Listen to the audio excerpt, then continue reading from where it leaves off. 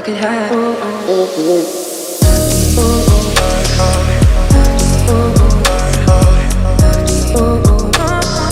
I could have.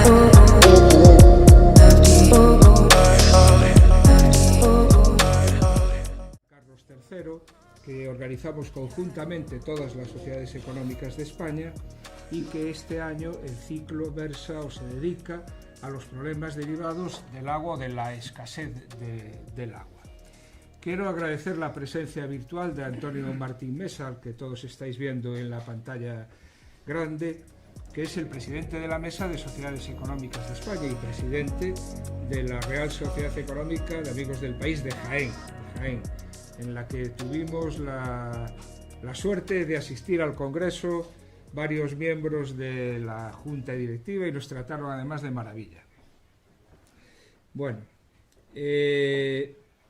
Antonio, en primer lugar, muchas gracias por estar con nosotros y hacer el esfuerzo, aunque sea virtual, de estar hoy en la conferencia que organizamos desde Santiago.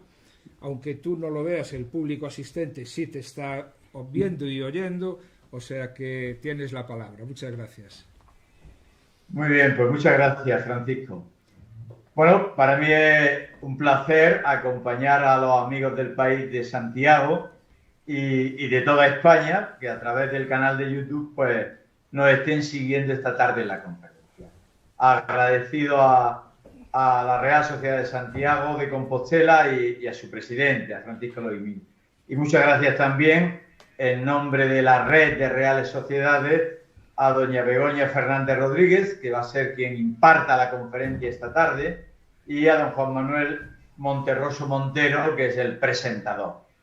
Bueno, pues muy brevemente decirle que tenemos la satisfacción, las Reales Sociedades Económicas de Amigos del País, que como ustedes saben, pues tenemos a nuestra espalda ya prácticamente casi 250 años de vida, que fuimos creadas en el siglo XVIII. La primera fue la Vascongada, le siguió la Matritense y a partir de ahí Las Palmas, Jaén, Santiago, etcétera, etcétera. Hubo varios centenares de reales sociedades. Después las vicisitudes de la vida nos han llevado a que en la actualidad quedemos prácticamente menos de una veintena de sociedades activas, pero bueno, muy bien repartidas por todo el territorio, desde la Vascongada, Santiago, Barcelona, la Matritense, Zaragoza, Extremadura, Valencia, Jaén, Málaga, Sevilla, La Palma, Tenerife, Las Palmas de Gran Canaria, etcétera. Y bueno, estamos inaugurando una etapa que, al contrario que en décadas o en siglos anteriores, en que prácticamente hemos vivido unas a espaldas de otras, hemos tenido una vida más o menos activa, dependiendo de las sociedades, pero de espalda una a otra. De unos años a esta parte estamos haciendo un esfuerzo que está dando sus frutos y es coordinarnos, es generar sinergias, es ayudarnos. Cada uno mantenemos nuestra programación y nuestra independencia, como no podía ser de otra forma, pero sí que realizamos una serie de actividades conjuntas. Digamos, antes había habido algunas reuniones esporádicas en Valencia, en Zaragoza, en Badajoz, pero sobre todo a partir de 2018 celebramos un congreso en Jaén, en junio de 2018, en el que, entre otras conclusiones, debatimos cuál sería la función de nuestras sociedades de amigos del país en el siglo XXI y, de alguna manera, si ustedes me permiten la expresión, nos conjuramos para estrecharlas. De hecho, en este mismo año 2023 hemos firmado un convenio de colaboración entre 13 de todas nosotras para instrumentar esta colaboración conjunta, que se ha concretado ya en el Congreso de Jaén de 2018, por ejemplo, en el congreso que hicimos en Las Palmas de Gran Canaria en noviembre de 2021. Tenemos ya programado otro congreso en noviembre de 2023 en Zaragoza. Bueno, esta es una de las actividades. Otra de las actividades y otra novedad que nunca antes se había hecho, hemos creado el premio Carlos III de las Reales Sociedades Económicas de Amigos del País, que pretendemos con ello pues premiar a aquellas personas o instituciones que más se identifiquen con los valores de la Ilustración. Bueno, pues esta primera edición, que lo vamos a entregar en 2023, ha sido, digamos, seleccionada. Se le va a otorgar el premio de las Reales Sociedades a doña Carmen Iglesias, de todos ustedes, supongo que muy conocida, que actualmente es la presidenta de la Real Academia de la Historia. El acto se llevará a cabo, todavía no tenemos determinada la fecha, pero en este año 2023. Bien, otra de las muchas actividades conjuntas que pretendemos llevar a cabo, y lo decía el presidente de la Real Sociedad de Santiago, Francisco Loimil, es la Tribuna Carlos III, por la cual llevamos ya 2 años. Concretamente empezamos en mayo de 2021, ya llevamos 2 años con esta actividad en marcha, por la cual, pues, periódicamente, una sociedad organiza una conferencia que es retransmitida simultáneamente a todas las económicas de España. Hoy todas las económicas hemos distribuido a nuestros socios el enlace a YouTube para que puedan seguir la conferencia. Empezamos en Jaén, seguimos en Extremadura, en Cartagena, en Las Palmas, en Tenerife, en Santiago de Compostela. Recuerdo que asistimos a una conferencia sobre los caminos de Santiago, en fin, en distintas sociedades. ¿Cuál ha sido la novedad de 2023? Porque hemos pensado que y también lo ha adelantado a Francisco Loimil, ante la problemática del agua, que es quizá uno de los problemas cruciales que tiene hoy España y la economía española, hacer un ciclo monográfico sobre el agua y su importancia para el sector agroalimentario. Y en este sentido, pues hemos programado una serie de conferencias que empezamos el 27 de enero de 2023 en Madrid, en la Matritense, que impartió don Jaime Lamo de Espinosa. Ustedes recordarán que fue el ministro de Agricultura en los tiempos de la OCDE, y la conferencia fue El agua alimenta el mundo, riegos o hambre. Continuamos en marzo de 2023 en Las Palmas de Gran Canaria. Nos impartió la conferencia Roque Calero Pérez con el título El papel de la desalación del agua de mar para afrontar las crisis del agua potable. Muy recientemente, la semana pasada, el miércoles de la semana pasada, el 17 de mayo, hubo que retrasarla por diferentes motivos, se impartió la tercera, en esta ocasión desde Sevilla, la impartió don Pedro Parias Fernández de Heredia, y el título fue La gestión del regadío en Andalucía, alternativa ante la pertinaz sequía. Hoy, desde Santiago, asistimos a la 4ª conferencia, ya tenemos anunciadas para Cartagena, para Zaragoza, para los próximos meses. El título es Paisaje del agua, del pasado incómodo a las perspectivas futuras, visiones desde el patrimonio cultural, que como ustedes saben, y les reitero mi agradecimiento, impartirá doña Begoña Fernández Rodríguez, profesora titular de Historia del Arte de la Universidad de Santiago de Compostela, y cuyo presentador será don Juan Manuel Monterroso Montero, catedrático de Historia del Arte de la misma universidad. Bueno, seguiremos en esta línea. Nuestro objetivo es hacer cosas, servir a nuestro territorio, servir a la cultura, dentro del papel que en este siglo XXI, pues que ya hay muchas instituciones que en el siglo XVIII, que en el siglo XIX no existían, que sí que existen en el XXI, pero las reales sociedades tenemos un papel que jugar, vamos a continuar desempeñándolo y desde luego con la ayuda de todos los amigos del país que aún perviven en España, seguiremos cumpliendo con nuestra labor de servicio a la cultura, a la economía, a la educación, a la enseñanza de nuestros respectivos entornos territoriales. Por mi parte nada más, agradecer a todos los asistentes presenciales u online que nos sigan y nada más, Francisco, una auténtica satisfacción compartir la conferencia con vosotros. Yo a partir de este momento me voy a desenganchar porque sé que necesitáis la pantalla para la presentación de la conferenciante y seguiré la conferencia a través de YouTube como los demás usuarios. Muchas gracias. Muchas gracias, Antonio.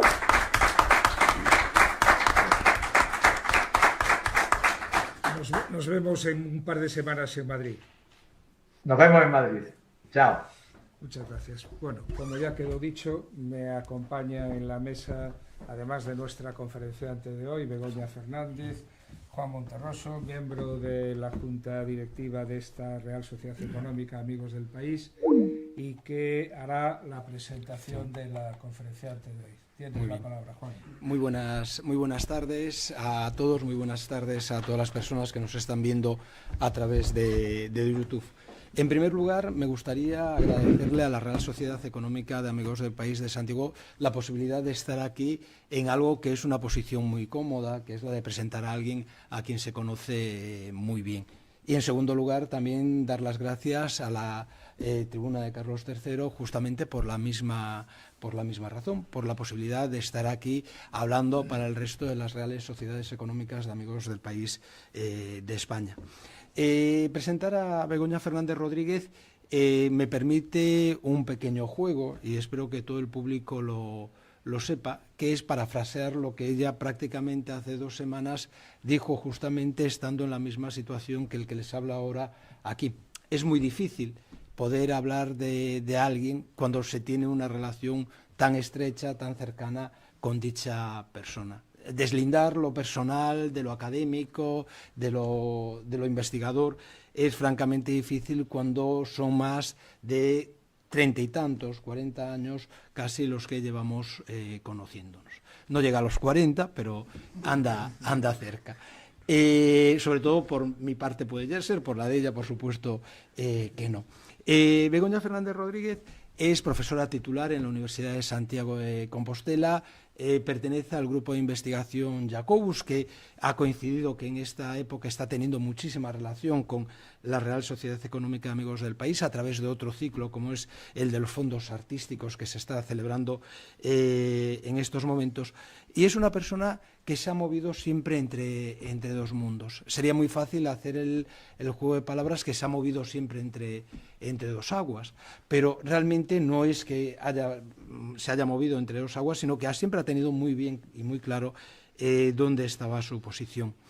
Cuando inicia su tesis doctoral, a la altura de los años 90, la realiza sobre un tema que hoy en día le podría a todos ustedes resultar sumamente lejano, como era el mundo de los gremios y las cofradías de mareantes en Galicia, en un periodo cronológico que es justamente ese tránsito entre el mundo medieval y la modernidad, entre el siglo XV y el siglo XVI.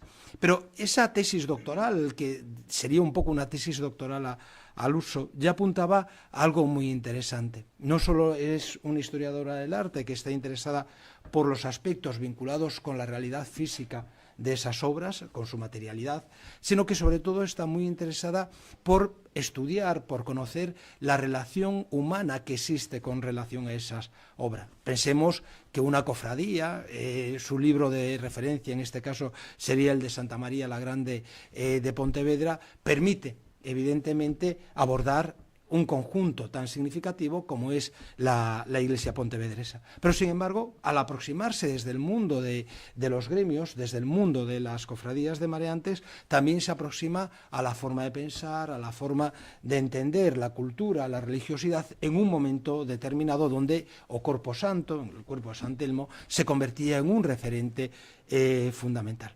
Esa tesis doctoral marca los inicios de su trayectoria. Pero no solo es ese su papel. Por esos mismos años, todavía sin haber defendido la tesis doctoral, va a estar trabajando en la Dirección General de Patrimonio, lo cual la va a aproximar a la otra realidad que le es sumamente cercana y en la cual, sobre todo en los últimos años, ha desarrollado buena parte de su actividad, que es la conservación, la protección del patrimonio cultural en Galicia. Publicaciones como el libro sobre Santa María de Melón nos permiten justamente esa aproximación desde un punto de vista de transferencia. Es una publicación en la que Begoña Fernández Rodríguez parte de un informe histórico que se realiza para la posible rehabilitación del monasterio, rehabilitación que al final no se consiguió llevar a cabo, pero que sí permitió a un avance dentro del conocimiento científico y además le permitió también salir de ese ámbito circunscrito al mundo del siglo XV y XVI y empezarse a abrir a épocas posteriores como el siglo XVII o el siglo XVIII en una realidad tan compleja como la es la de un monasterio cisterciense en Galicia en estos momentos. Un monasterio cisterciense que además es desamortizado, que es justamente toda su problemática. Y esa desamortización es de nuevo la que la está poniendo en camino hacia esa forma de entender el patrimonio cultural como una seña de identidad de cualquier comunidad. No se ha salido en ningún momento de esta vía. En estos momentos, si hay alguien que puede decir que tiene en sus espaldas la capacidad y el mérito de haber declarado varios BIC o haber incoado los expedientes para varios BIC de interés cultural, es ella. El último y de referencia es justamente el de la placa sobre la Ribada en Bayona, que se realizó ya hace unos años, a la altura del 2015-2016, pero, por ejemplo, en estos momentos se está trabajando, está inmersa en otro proyecto que es la posibilidad de incoar como BIC los murales de Lugrís en Coruña.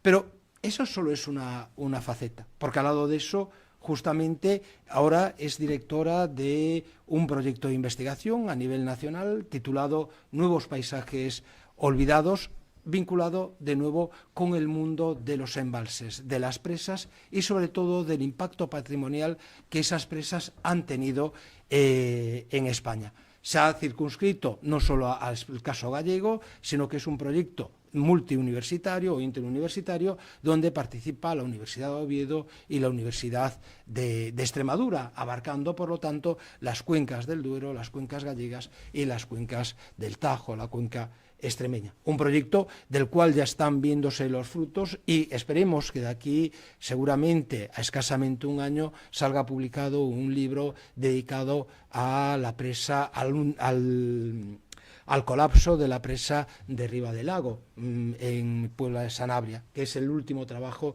en el que está inmerso. Pero para que vean que tampoco se aleja demasiado de ese ámbito, acaba de entregar justamente ahora un libro que va a ser publicado por el Museo de Pontevedra dedicado a otra ruina pontevedresa como es Santo Domingo de Pontevedra. No solo las ruinas que quedan visitables, sino toda la transformación de ese entorno urbano que justamente a raíz de la desamortización fue perdiéndose completamente. Como ven, es una investigadora polivalente que ha sabido transitar desde el siglo XV hasta el siglo XXI y que hoy nos propone un tema que es de gran actualidad no solo por la situación del agua, no solo por la escasez y por el elemento recurrente del agua, sino también por la situación que esas presas van a acabar generando de aquí a un futuro inmediato si la moratoria o la normativa europea de derribar algunas de ellas se lleva a cabo.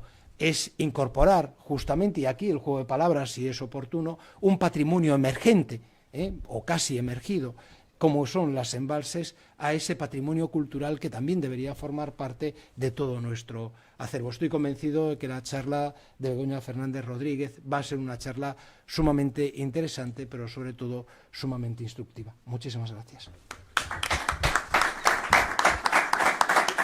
Muchas gracias, Juan. Begoña, hemos venido para escucharte a ti. Tienes la palabra. Buenas tardes, muchas gracias a todos. En primer lugar, quiero agradecer a la Real Sociedad la oportunidad de estar impartiendo esta conferencia sobre la tribuna de Carlos III, que lleva por título y versa sobre el tema del agua. Junto con esto quiero agradecer también a la Real Sociedad de Santiago el haberme dado la oportunidad de estar hoy aquí con todos ustedes. A mi compañero no digo nada porque verán, seguramente les defraudaré en la conferencia después de la presentación que acaba de hacer, que como verán al cabo del tiempo, 30 años dan para mucho o casi 40 y bueno, eso influye en lo que ustedes acaban de oír, pero no se lo crean, de verdad que no es tal como él lo ha contado. Y, por supuesto, al público que está presente en la sala o que está conectado de forma online, me gustaría agradecer expresamente la asistencia a esta conferencia. Cuando se me propuso el tema del agua para participar en la tribuna de Carlos III, que se organizaba a nivel nacional en las Reales Sociedades, el tema me resulta atractivo. Me resulta atractivo porque es un campo de investigación que en estos momentos estoy desarrollando vinculado a determinadas actuaciones en el campo del patrimonio cultural. El agua es un elemento fundamental para la vida humana. Es un recurso que resulta más que necesario para el desarrollo tanto de cualquier género de vida sobre el planeta. Sin embargo, en los últimos tiempos se ha despertado la voz de alarma. se ha despertado una situación de incertidumbre que nos lleva a recordar aquellas frases del pasado, como la que, por ejemplo, decía Tales de Mileto, que el agua es la naturaleza de todas las cosas. Es un elemento fundamental, es un elemento imprescindible y es un elemento que está sufriendo una situación de estrés o que está cuanto menos amenazado.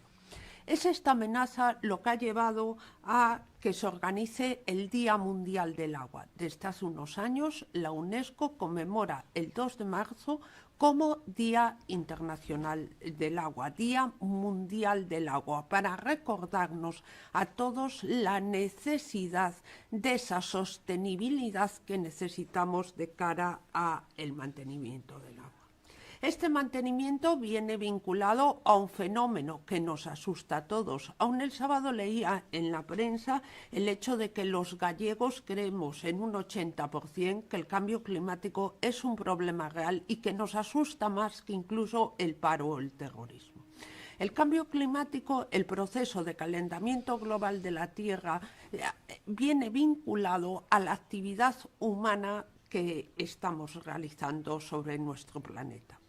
El hecho de que se produzca un calentamiento global ha llevado a una situación de emergencia, a aclamar esa emergencia o, de alguna manera, a poner un punto de inflexión para que la civilización reflexione sobre ese consumo. Junto a el cambio en el sistema de combustibles, la pérdida de combustibles fósiles por otros de carácter energético más limpio, también se acucia este problema en los fenómenos atmosféricos. En concreto, también se acusa este problema en esa sequedad o esos fenómenos atmosféricos mucho más radicales que cada vez nos golpean de una manera más seria. Estos problemas todos han llevado a que todos los días prácticamente son noticias aleatorias. La prensa no recuerde que hay que echar el freno de emergencia, la crisis climática es mucho más grave de lo pensado, o que no recuerde las 5 comunidades autónomas afectadas por la sequía. Incluso ir un poco más allá, sacar por las calles de Jaén al Señor de las Aguas en rogativa, al Jesús Nazareno, para solicitar, para implorar de alguna manera que vuelva a llover en la ciudad. Esto que parece un elemento un tanto novedoso o que parece un elemento un tanto retardatario, no es tal y verán, este año la televisión producía una serie de estas de coproducción de radiotelevisión que se llamaba La Sequía. La serie de La Sequía versaba sobre la aparición de una serie de cadáveres en uno de esos pueblos que sistemáticamente afloran a consecuencia de la bajada del nivel del embalse. Se mantenía un equilibrio, es una coproducción española que creo que estuvo proyectándose este año en la televisión, que no sé exactamente en qué cadena, pero creo que fue en la 1. Bien, junto con esto nos indica que el tema está de moda. Pero eso que creemos que está tan de moda y que es tanta actualidad, no resulta, por decirlo de alguna manera, un tema que en teoría deberíamos de tener en consideración más que al margen de esos aspectos que están haciendo un llamamiento. Junto con el problema de la sequía hay un problema muy grave también que Juan ya anunciaba, y es la destrucción que se está llevando a cabo seguido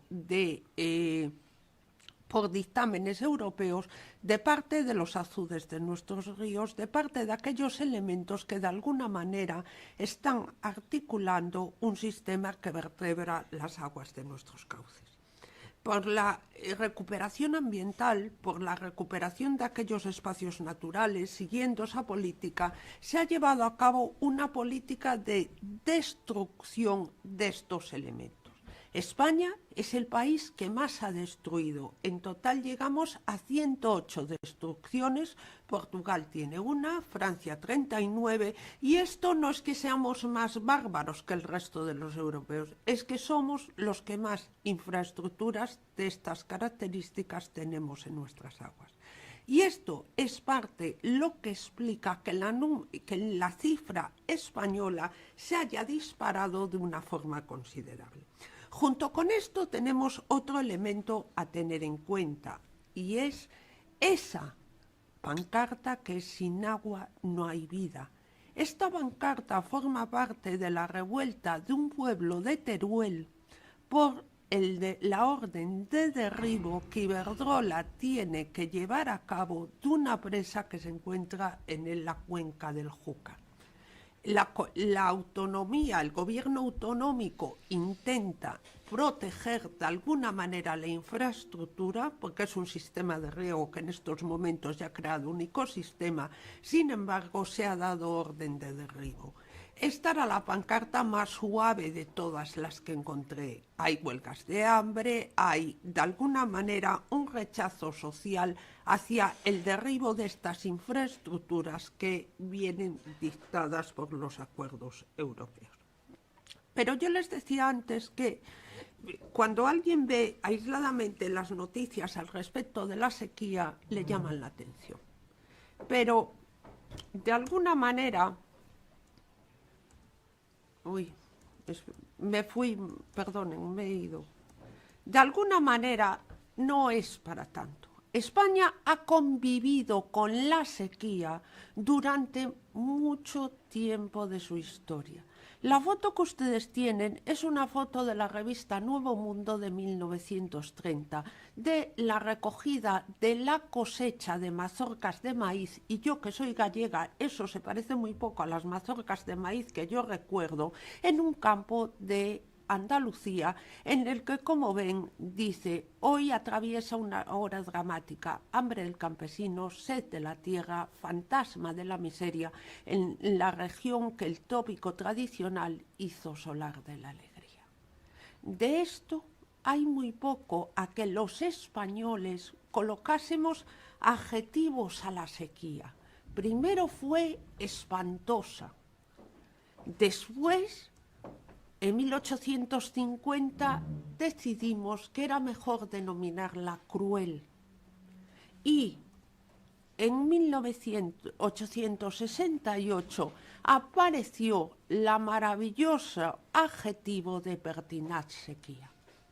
En 1868 el pabellón nacional hablaba de los problemas que tenía el campo debido a la pertinaz sequía motivó el hambre que presenta en aquella población con todo su lúgubre acompañamiento. Estos adjetivos fueron sistemáticamente recurrentes a lo largo del siglo XIX para explicar la situación. Pero ya saben ustedes que los españoles somos muy gráficos y no había nada como ilustrar esa sequía por medio de una caricatura de cómo nos iba afectando, adelgazando a la población. El suplemento dominical de correspondencia militar publicaba esta caricatura que se llamaba La sequía. Y nuevamente esa pertinaz sequía es lo que provocaba esa rogativa en Borjas de Urgell en 1905, en la que era necesario para pedir la lluvia lo mismo que se ha hecho hace poco en la ciudad de Jaén, sacando al Señor de las Aguas, al Nazareno en procesión. Montaban esa rogativa para solicitar la lluvia. Como ve, no hemos inventado prácticamente nada y culturalmente seguimos respondiendo a los mismos esquemas. Pero si cuando se habla de pertinaz sequía, se habla, y a todos nos suena, más a los que tenemos una determinada edad, es la utilización que del adjetivo hizo el régimen franquista. A todos en el nodo recordamos las pertinaz sequía, las dificultades y de alguna manera esa plasmación que tendrá, por ejemplo, en el discurso de fin de año de Francisco Franco a la nación, en la que dice que el régimen puede hacer todo, pero lo único que no puede conseguir es que las nubes saquen lluvia. Ese discurso marca un punto de inflexión que vendrá determinado por una serie de acontecimientos. Las infraestructuras hidroeléctricas, las infraestructuras hidráulicas en España dieron comienzo con anterioridad al siglo XVIII, al siglo XX, al siglo XIX, y una de las primeras fue el Canal de Castilla. El Canal de Castilla era un sistema que servía, por un lado, para diversas funciones. Nace en el siglo XVIII de la mano de Fernando VI y vinculado a una obra o a una intención de alguna manera real que lleve a conseguir que, dado que el sistema de transporte es tan malo, se facilite el comercio de las mercancías del cereal castellana a los puntos del norte de España para que tenga venta y facilidades.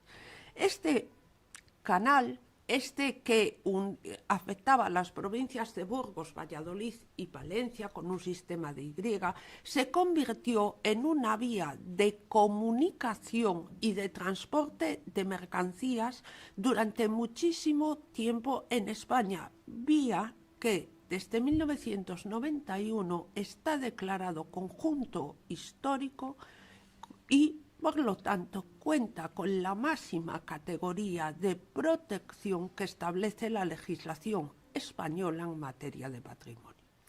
Pero las obras a veces son pequeñas, otras son grandes, pero la importancia no es tanto el tamaño que tiene la obra, sino que la obra llegue.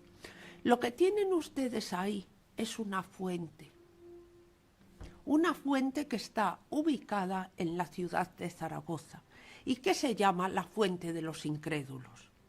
La Fuente de los Incrédulos es una historia muy bonita, es una historia romántica, y es que en el momento que Pignatelli plantea el impulso de un canal que consiga unir el Mediterráneo con el mar Cantábrico, el canal de Aragón, la gente se rió de él y no se lo creyó. Cuando el agua de ese canal llegó a la acequia de Casablanca, es decir, llegó a los alrededores de la entonces ciudad de Zaragoza en el siglo XIX, Pignatelli manda construir lo que se llama la Fuente de los Incrédulos. La fuente para convencimiento de los incrédulos y descanso de los viajeros. Esta fuente que hoy está totalmente aislada, que ha sido rehabilitada y que se encuentra protegida por la normativa patrimonial de la Comunidad Autónoma de Aragón, es un ejemplo de la entrada del agua para abastecimiento de la ciudad, que estaba rodeada de una serie de elementos de producción al tiempo que mantenía la vigencia de haber conseguido que el canal de Aragón hubiera llegado a la ciudad de Zaragoza. Junto con esto, tenemos otro tipo de obras que en España abundan considerablemente. Tenemos saltos hidroeléctricos, saltos utilizados para la obtención de energía eléctrica. Tienen ustedes ahí, todos lo asociamos durante mucho tiempo, cómo estos saltos se asociaban al régimen de la dictadura, al régimen de Franco. Bien, los primeros saltos que tenemos en España de estas características lo tienen ustedes ahí con el caso de Almohaciz de Cuba, en Aragón son de origen romano. Ese salto no funciona, pero no funciona no porque haya sufrido algún daño en la presa, sino porque el embalse, es decir, el cuenco que forma esa pantalla de hormigón se ha colmatado y ha dejado de tener uso. Pero si los romanos construyeron presas y algunas son protegidas, como puede ser la presa de Proserpina, también en el siglo XVI se llevó a cabo la construcción de presa como es la del Tibi en Alicante, que sigue perfectamente en funcionamiento y lo tienen ahí en la imagen central, en la zona superior, derivando agua. En el siglo XIX tenemos nuevos ejemplos de construcción. Tienen ahí la de Marismillas. La de Marismillas nace con la finalidad de dotar de energía a las minas de Río Tinto y a partir de ahí se irá transformando poco a poco en lo que tenemos en la actualidad. Pero yo les decía que también en el siglo XX hubo obras de estas características y uno de los elementos principales es ese pantano que está construido en Jándula, que era durante mucho tiempo, y esa imagen está sacada de El Financiero de 1933, orgullo del gobierno republicano, porque era la presa más alta que producía un mayor nivel y que producía una importancia energética fundamental para la historia y el desarrollo económico de España. Pero si aquí llegamos a 1933, en 1936 la historia de España cambió radicalmente.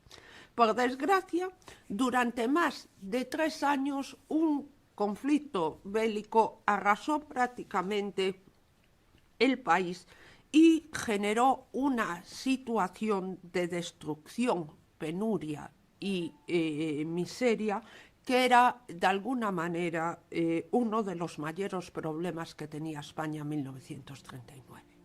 Si la guerra fue dura, la posguerra no fue menos dura, y mucho menos porque España, lo tienen ahí, quedó sometida a un aislamiento internacional. En una de las caricaturas publicada por la prensa internacional, por supuesto, que tienen ahí, Franco pregunta al ratón, ¿por qué no me reconocen? Y el ratón le contesta, porque te conocen muy bien.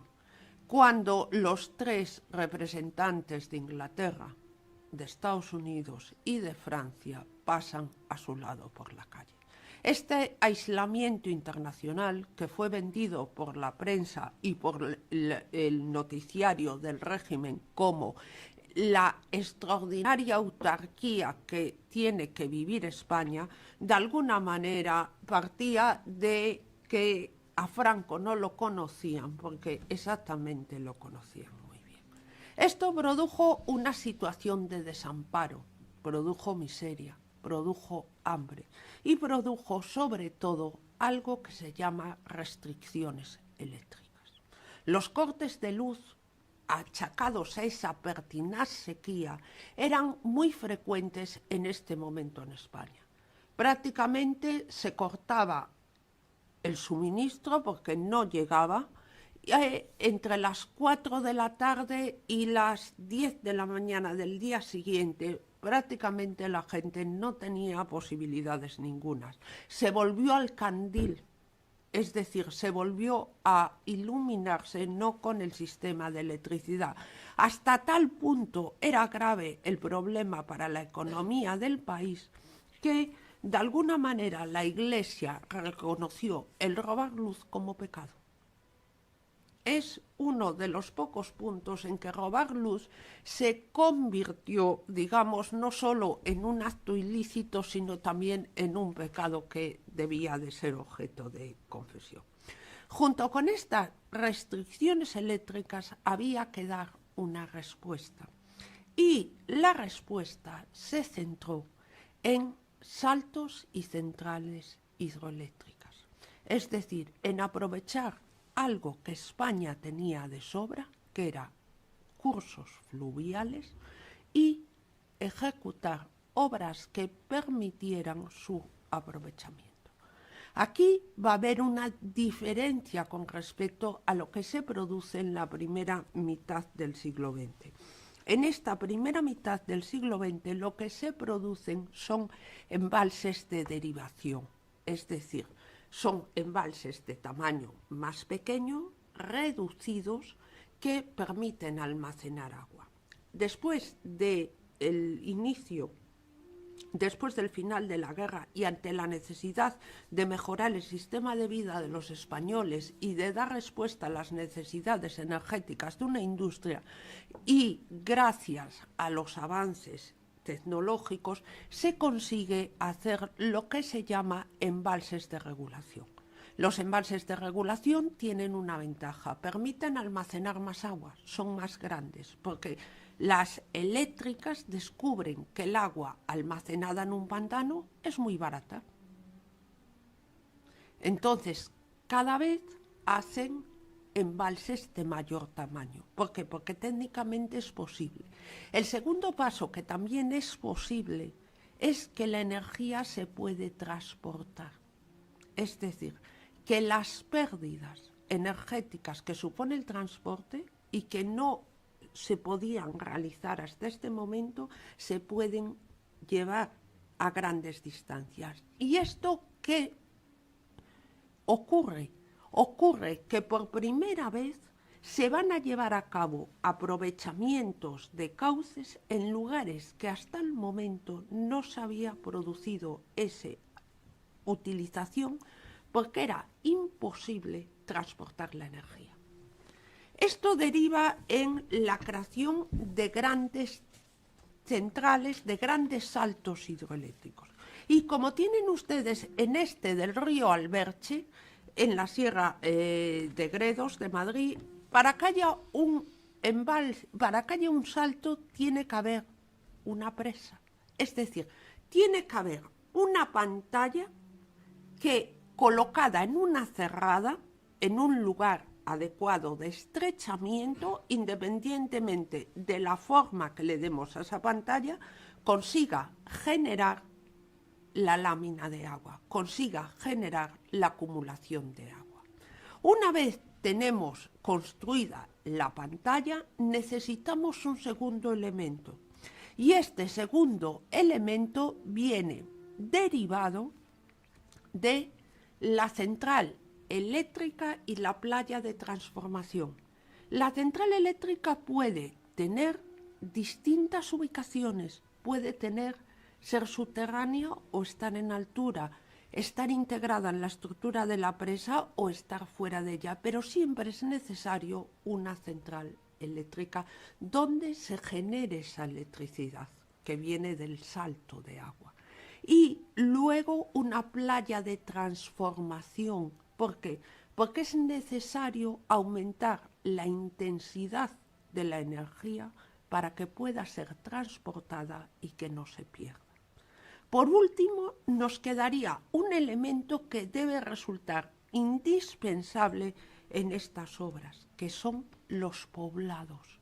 Aquellos lugares donde vive, reside la gente que tiene que trabajar en estos sitios que cada vez está más lejano de los centros de población. En principio se hacen como almacenes para facilitar la construcción. En un segundo momento, estos almacenes para realizar las construcciones se transforman en poblados obreros que acojan a gente que está llevando a cabo la ejecución del salto. Y por último, se convertirán en poblados obreros de aquellas personas que trabajan en ese salto. Para que ustedes hagan una idea, en una central en los años 50 en la construcción podían trabajar 1.600 trabajadores. En el momento que esa central entra en funcionamiento podía haber unas 300 personas trabajando. Hoy la mayoría están automatizadas y carecen totalmente de ningún trabajador. Junto con esto hay un momento en la historia de España que resulta decisivo. En 1939, nada más acabada la guerra, Peña Moab, que es ministro de Fomento del primer gobierno franquista, aprueba el Plan Nacional de Infraestructuras. El Plan Nacional de Infraestructuras atiende a obras hidráulicas y a todo tipo de obra que necesita reparación tras la guerra. Las compañías eléctricas no salieron muy dañadas tras la guerra. Tuvieron daños, pero fueron daños, digamos, de alguna manera de carácter puntual. Estuvieron más dañadas por la falta de reforma y actualización de esas infraestructuras que por destrucciones significativas de las mismas. Sin embargo, si se empieza o se contempla dentro de ese Plan Nacional de Obras Públicas, de alguna manera eso que tienen ustedes ahí, la regulación de los cauces, la puesta en riego, el revestimiento de canales, la producción de energía eléctrica y, por supuesto, el abastecimiento de poblaciones. Obras que tienen ustedes aquí el informe de 1955 del del Ministerio de Fomento, de la sección de obras hidráulicas, en las que pueden ver todos los pantanos que ese año se estaban ejecutando, que se habían ejecutado o que estaban en fase de ejecución en España. Para que ustedes hagan una idea, en tan solo prácticamente 20 años en España se pusieron en marcha más de 1.200 pantanos en los cauces españoles, hasta tal punto que esta actividad forma parte del principal elemento económico del régimen franquista, ya que la proliferación de pantanos llevó a la chanza popular de que Franco fuera identificado como Pacolrana, porque iba de pantano en pantano inaugurándolos, inauguración a la que religiosamente asistía para darle al botón de una central que ya funcionaba. La situación en Galicia es distinta. ¿Por qué? Porque Galicia fue una de las pocas comunidades, hoy es comunidad, fue uno de los pocos territorios de España que se le consintió un régimen especial. Para que ustedes hagan una idea, normalmente en los pantanos, independientemente de que la concesión fuera particular, eran ejecutados por iniciativa del Estado, por iniciativa nacional. Eso ocurrió en toda España, con la excepción de Galicia. En Galicia lo que sucedió es una realidad totalmente distinta. 3 empresas creadas es proceso para ellos, Unión Eléctrica, Fuerzas Eléctricas del Noroeste, Saltos del Sil e Hidroeléctrica Moncabril, se repartieron los ríos gallegos. Se repartieron el aprovechamiento integral de nuestras aguas, porque ya no se hacía un embalse, se hacían cadenas de embalses, con lo cual pactaron de alguna manera quién iba a utilizar cada río para no interferir las unas en las otras. De todas, la ganadora, me imagino que ya se lo imaginan, fue Fuerzas Eléctricas del Noroeste. ¿Por qué? Porque Barrié, independientemente de que tuviera participación económica en las otras dos, generó otra cosa. Si la producción era de cada una de las empresas por separadas, la distribución de toda la energía generada recaería en manos de Fenosa. Con lo cual, ella fue la encargada de controlar absolutamente el monopolio de distribución de la energía que se generaba en los cauces gallegos. Esto tienen ustedes ahí un mapa de todos los embalses que se repartieron y tenemos en las cuencas del Miño-Sil, que depende de la Confederación Hidrográfica del Miño. Y tienen ustedes aquí el aprovechamiento que Fenosa llevó a cabo del río Miño. Antes de prácticamente entrar en la provincia de Pontevedra, entre Lugo y Orense, el Miño encadena 5 embalses consecutivos que son todos organizados por Eléctrica Fenosa. Belesar, Peares, Belle, Castrelo, y Frieira son los embalses que jalonan de alguna manera el curso del Miño y que fueron programados en 20 años por esta compañía eléctrica. Todos son saltos que generan electricidad. El más goloso de todos, y que durante mucho tiempo fue el mayor de España mientras estaba construyendo, es este que tienen ustedes proyectado aquí. El salto de Peares en el río Miño. Peares es un pueblo complicado. De hecho, en estos momentos aparece reiteradamente en la prensa diciendo que es difícil de gobernar debido a la situación administrativa que tiene.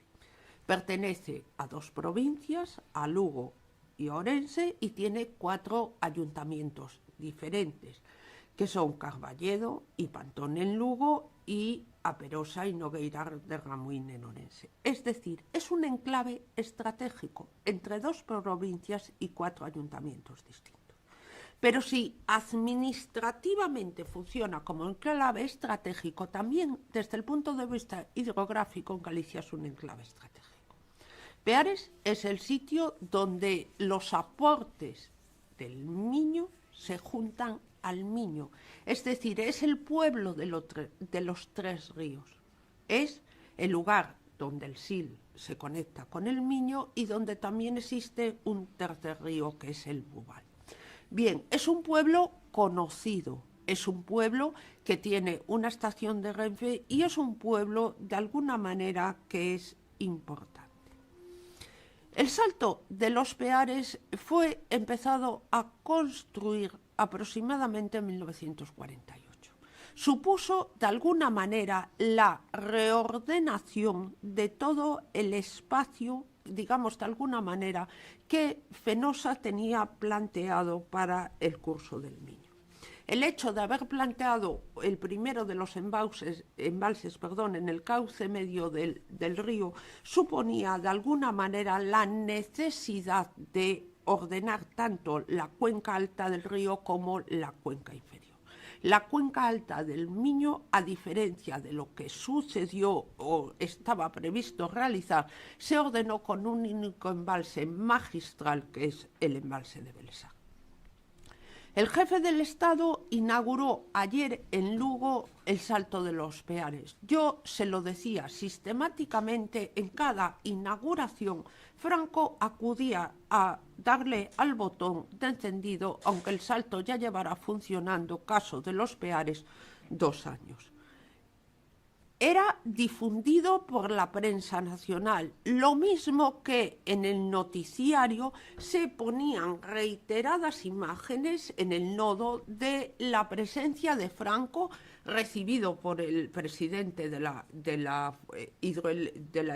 eléctrica que lo inauguraba, recibiendo las explicaciones de Benigno Quiroga, director gerente de la empresa, y atendiendo o sencillamente contemplando la grandeza de ese embalse de Belesar, que era en aquel momento el mayor embalse que se había realizado en España. Pero no eran las autoridades las únicas que sacaban pecho. También las constructoras. Termac fue la constructora encargada de realizar el salto. Tienen prácticamente una foto muy similar a las que yo les he puesto del embalse como anuncio publicado en el ABC el año que se inaugura, en 1955, de este magnífico salto, en el que he recortado, porque ya no venía a cuento, las características que ponía debajo y las toneladas de hormigón que habían sido desplazadas.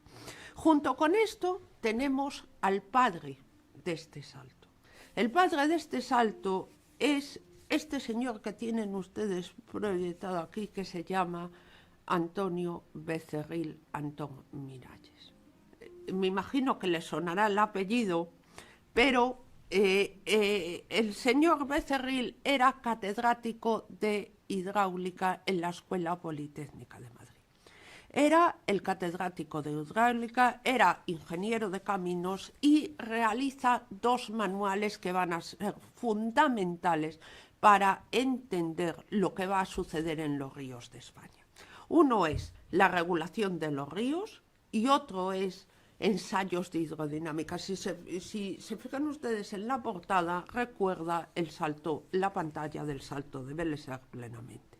Pero para que vean que, independientemente de él fue director fue quien pone en funcionamiento el laboratorio de hidráulica de la Universidad Politécnica, que sigue funcionando, aunque también compaginó su actividad, digamos de alguna manera docente y universitaria, con su labor en la empresa. Durante muchos años estuvo vinculado al Banco Urquijo y trabajó desde un despacho de la Gran Vía madrileña, regulando las aguas de muchos de nuestros ríos. Tienen ustedes dos ejemplos de las presas y verán la similitud con lo que se produce en Peares. Dos ejemplos de presas, una es la de Grandas de Saline, en Asturias, que fue también llevada a cabo por él, y otra es la de abajo, la de Picaza, que está en el río Alberche, en la Sierra de Gredos de Madrid. Esta presa, él fue su director durante muchos años, ya prácticamente desde el momento que acaba sus estudios, realiza una estancia de investigación en Alemania, vuelve a España, es contratado por la Politécnica y en ese momento se empieza a trabajar como su director de los Altos de Alberche. Los Altos de Alberche, que es un río que suena poco, tienen una gran importancia debido a que van a ser el sistema todo que se articule para dotar de energía a Madrid y para dotar de un sistema de regadío a la ciudad de Madrid. Es una concatenación de embalses que él en concreto hará, el de San Juan y el de Picazas, que serán los más importantes. Bien, junto con esto, cuando Antón Miralles le llaman a la puerta una tarde así lo cuenta su hijo, le llaman a la puerta a la hora de una tarde del mes de verano y abre, le ofrecen venir a poner en funcionamiento los saltos que la compañía tiene previsto realizar en Galicia. El primero de esos saltos, a diferencia de lo que sucederá antes de meterse en la Cuenca Grande, se produce en un pequeño río del sur de Galicia que tiene un carácter al igual que el Miño transfronterizo, el río Limia. Una de las razones de la creación de Fenosa fue la creación de este salto hidroeléctrico, el salto de As Conchas, que genera, digamos, el pantano conocido como de Las Conchas. Es un pantano pequeño, es un pantano limitado, pero sin embargo el ingeniero sienta las bases de lo que va a poner en funcionamiento poco tiempo después de proyectar Las Conchas. En 1943 empieza el proyecto y en 1949 se acaba. En 1947 Becerril ya está trabajando en Peares. Este salto, que presenta unas similitudes, tiene, digamos, de alguna manera poco que ver con el salto de Peares. Tienen ustedes ahí una imagen en la que se ilustra la cerrada escogida para colocar la presa. El nombre de Peares viene dado por peón, que es las piedras que se colocaban en el río para poderlo cruzar sin necesidad de mojarse. En 1910, Soler y Faria solicitan y se les autoriza la concesión de las aguas de este río, concesión que sigue vigente y termina acaparando la Fenosa, adquiriendo la Fenosa para llevar a cabo la explotación de su agua. A partir de ahí tienen los distintos pasos: el proyecto, la concreción de la pantalla, el plano que permite subir los materiales por medio de una serie de raíles, los primeros ensayos, las fotos del fotógrafo oficial de Fenosa, que iba a todas las presas para todas las inauguraciones, y por supuesto el salto funcionando a pleno rendimiento con ese aliviadero central. Pero junto con esto también era objeto de propaganda. En 1955, cuando todavía estaba sin concluirse la estructura, el periódico Arriba organizaba un concurso de fotografía en el que los aficionados podían participar. En aquella época, el 5 de octubre, las fotografías en un monográfico fueron tomadas por una persona que fotografió aquello que se llamaba baluartes contra las restricciones, es decir, fotografió el Salto de los Peares.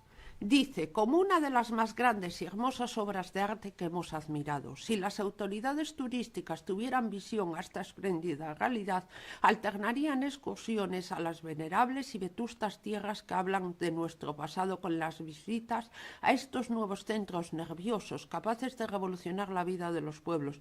A estos centros les corresponde el lenguaje del porvenir. Esto que se anunciaba en 1955 de alguna manera se cumplió, porque después de la Catedral de Santiago y después de la creación del Salto aguas arriba en el Miño, toda autoridad, toda personalidad que venía a Galicia tenía como viaje obligado la visita al Salto de Belesar. Hasta tal punto que la compañía lo iluminó para facilitar esa visibilidad de esa gran pantalla de bóveda. Si en 1955 ya se establecía baluartes contra restricciones, el siguiente de los pasos es la conjuración de ese ingeniero madrileño que un día recibió la invitación de Fenosa para participar en el Salto con un arquitecto, porque si las pantallas las hacían los ingenieros, las centrales eran normalmente misiones de arquitectos. Y en este caso trabajará un arquitecto gallego vinculado estrechamente a la familia Barrié.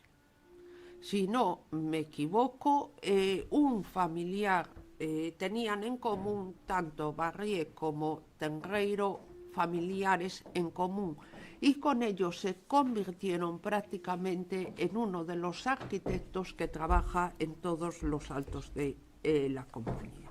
A diferencia de lo que sucede en estas centrales, tienen ustedes ahí una fotografía del túnel original que da acceso a la misma, cuando todavía se estaba trabajando y todavía quedan los instrumentos de ese trabajo.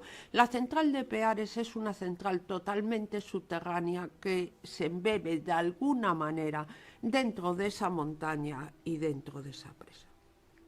Pero junto con esta central también es importante la labor de este arquitecto. Tienen ustedes ahí el proyecto que Tenreiro realiza para la estancia principal de la central.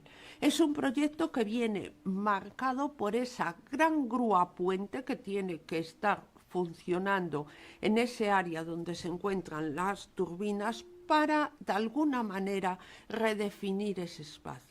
Un proyecto que él, como era habitual en las centrales de los años 50 y sobre todo en las que construía Becerril Antón Miráñez, normalmente eran objetos de decoración.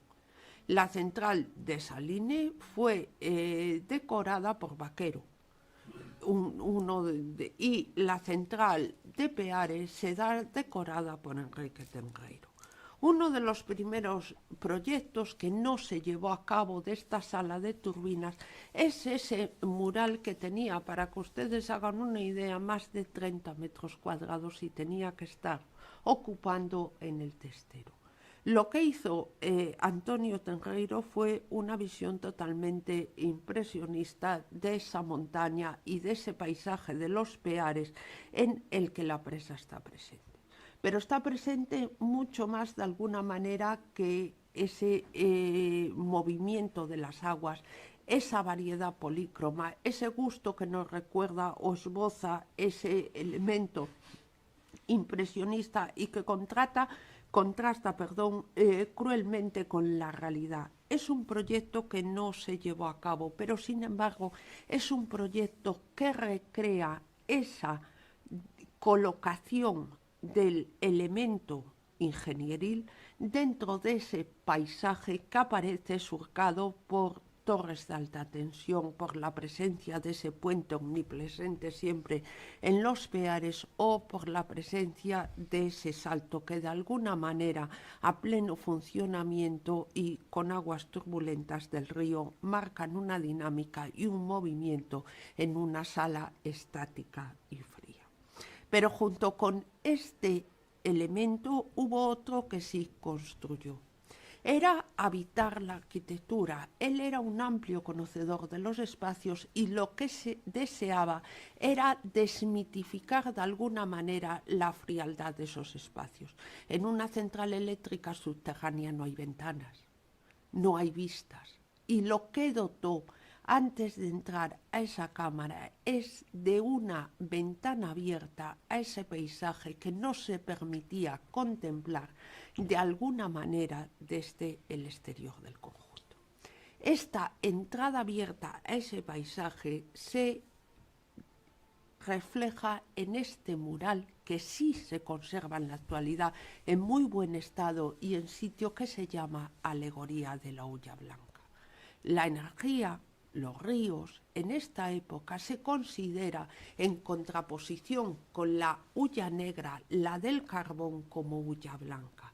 En este mural, construido sobre azulejo blanco, que tiene unas dimensiones extraordinarias en cuanto a tamaño, se refleja nuevamente esa apertura al paisaje y esa abertura con esa ya más clara central en pleno funcionamiento y con esa dicotomía que el arquitecto y el pintor tuvo al respecto de su visión, digamos de alguna manera ambiental y su visión en aras de ese progreso que era necesario.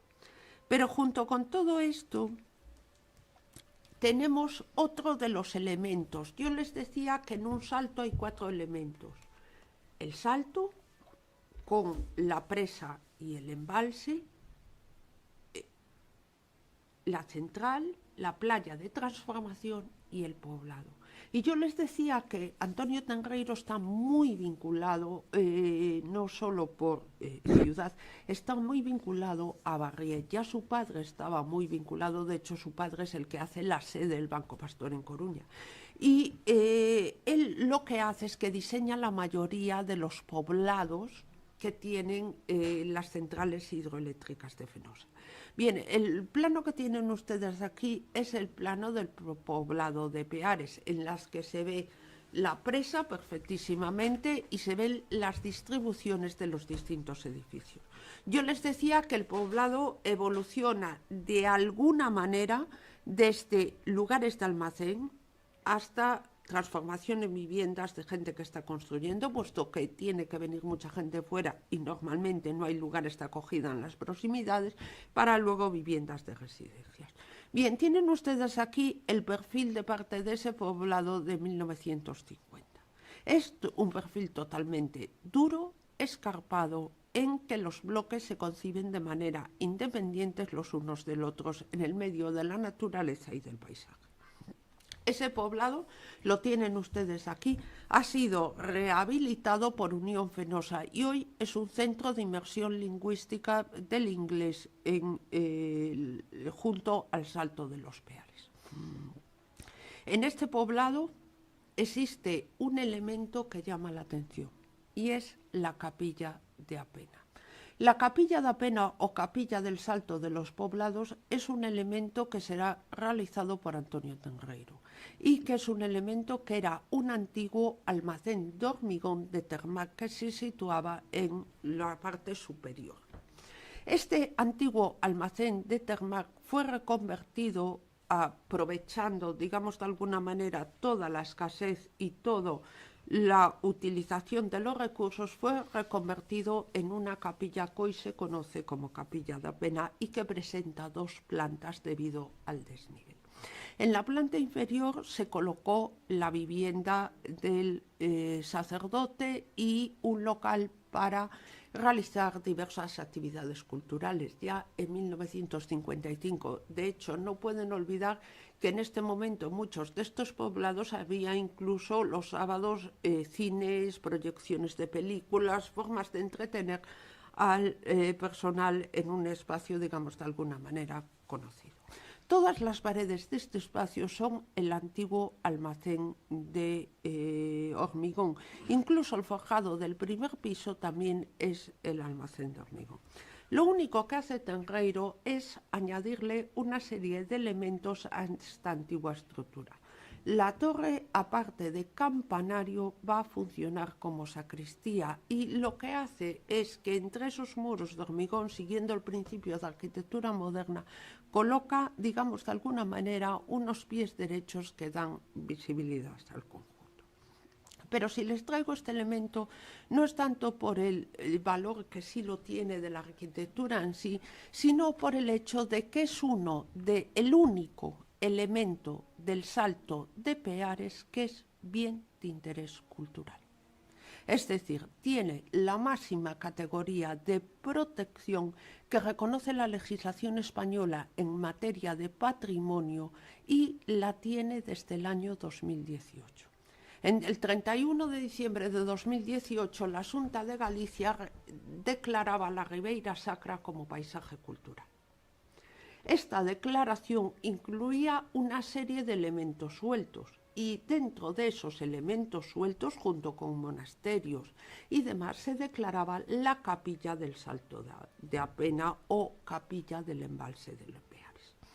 Junto con este elemento, también en esa declaración se declaró el edificio de oficinas de Juan de Castañón Mena del Salto de Belesa. Junto con esto, el embalse proporciona otras actividades a la zona que han sido objeto de recreación de una manera de usos turísticos. Tienen ustedes el embarcadero del embalse de Peares. De aquí salía un catamarán que iba a visitar, digamos de alguna manera, o a establecer recorrido por la Ribeira Sacra. Y tienen ustedes una foto de la Diputación de Ourense en el que es una foto de veraneo y de turismo acuático, en la que la imagen que tienen en la zona superior de su izquierda se corresponde con la playa fluvial del embalse de Peares. Ourense ponía debajo lo cortado, también tiene múltiples mares gracias a esos embalses. Junto con esto, tenemos que reflexionar sobre una serie de puntos que pueden resultar interesantes. El primero sería, ¿es necesario reconocer estas obras como patrimonio? El problema de las obras públicas es que nacen con una función que es la utilidad. Y cuando esa utilidad se acaba, lo vieron ustedes en una de las diapositivas, entra la piqueta, porque creemos que ya no son útiles y no nos van a servir. Este es parte del problema. De todos los bienes que existen declarados en España, solo hay 9 presas reconocidas dentro de ese catálogo de bienes. Y dentro de esas 9 presas, 4 son romanas, de origen romano.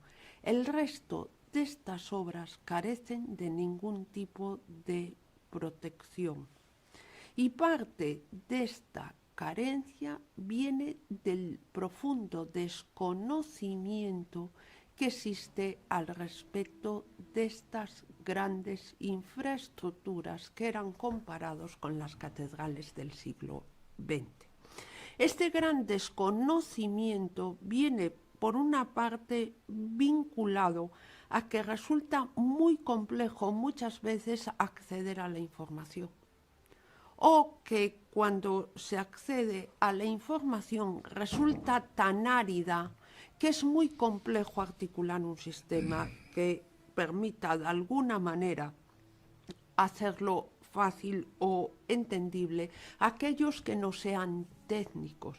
Porque recuerden, todo este tipo de infraestructuras colocó a España con un reconocimiento internacional debido a las personas que las llevaron a cabo, que estaba negado al país y al resto, digamos de alguna manera, del personal que vivía en España. Junto con esto, tenemos que tener en cuenta que hasta ahora, o como se están llevando a cabo este tipo de protecciones, es vinculada a medios ambientales.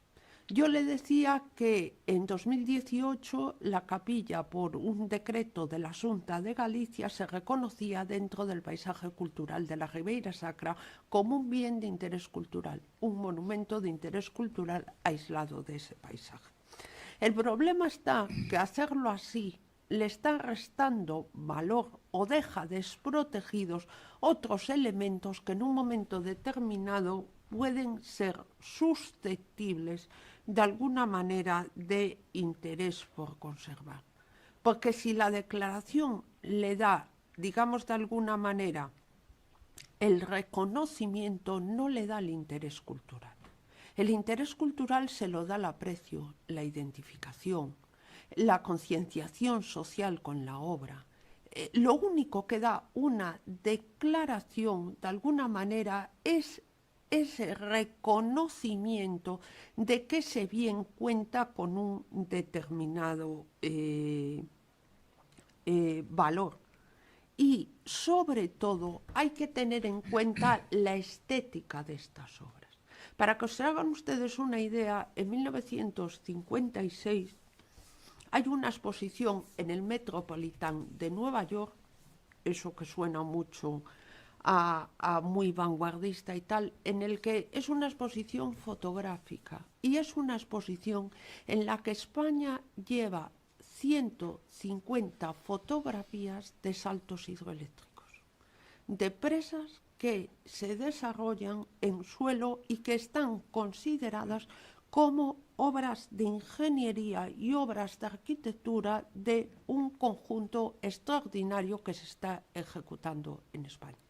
El reconocimiento de estas obras por parte de la exposición que se organiza en Nueva York, entre las que se encuentran varios de los saltos que tenemos en Galicia, sí funciona a todos los efectos de cara a la mejora de esa imagen. Y llegados aquí, se establece lo siguiente: los criterios que debe de tener una de estas obras para que sea reconocida como un bien patrimonial. En primer lugar, es necesario el conocimiento, lo mismo que con cualquier otro bien. Es necesario conocer su historia y conocer sobre todo el estado en que se encuentra.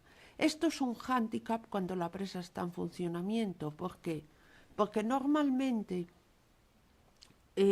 las obras o, digamos de alguna manera, la protección patrimonial supone unas exigencias que muchas veces la gente que explota este tipo de infraestructura no está de acuerdo en mantener, o de alguna manera no ve necesario ese mantenimiento porque tiene esa conciencia de que una obra pública puede ser útil y que cuando esa utilidad ha pasado, esa obra debe de ser de alguna manera suprimida.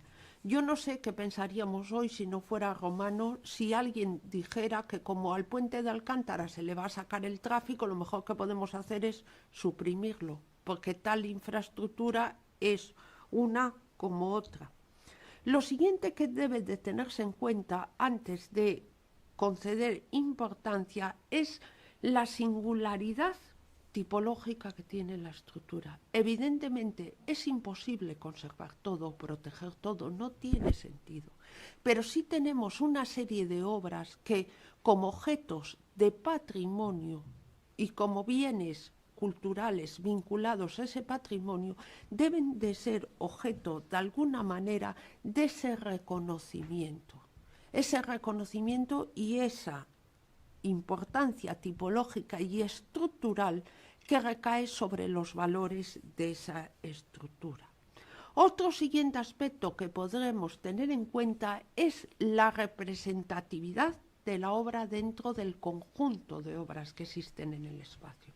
Yo se lo decía antes, Peares no es hoy el salto más grande de Galicia, no es el más importante, pero Peares, lo mismo que San Esteban el Sil, abrió la construcción de embalses de regulación en los ríos más importantes que tenemos. Supuso un punto de inflexión y supuso un reconocimiento.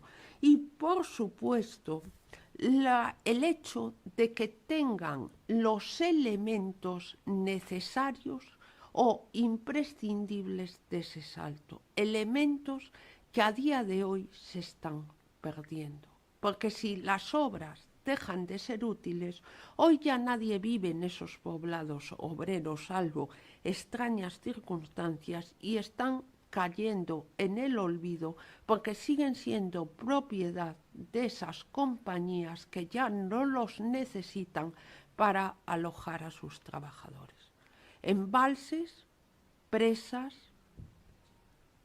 poblados y mapas o playas de transformación se mantienen mientras son útiles. Después están abocadas a la más cruel de las desapariciones, como era la sequía en el siglo XIX, y por supuesto a una pérdida que convirtió a España, digamos de alguna manera, en un elemento fundamental del desarrollo tecnológico, no solo español, sino también internacional. Muchas gracias.